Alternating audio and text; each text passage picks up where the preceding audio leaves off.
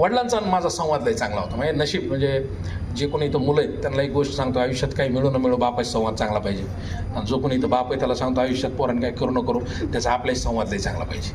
ह्या 2 गोष्टी सगळ्यात महत्त्वाच्यात. बाकी यश अपयश येत राहील, जात राहील, मागं होईल, पुढं होईल.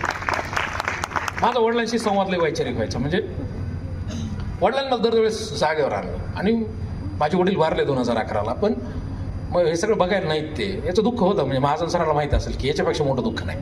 आपण म्हणतो ना जगातले दुःख आहे, डिप्रेशन आहे.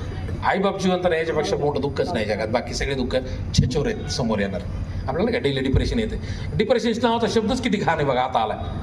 या 10 वर्षात आलेला आहे शब्द डिप्रेशन. म्हणजे मला 12वीपर्यंत मिळच लागलं नाही की मी कधी बोर झालो.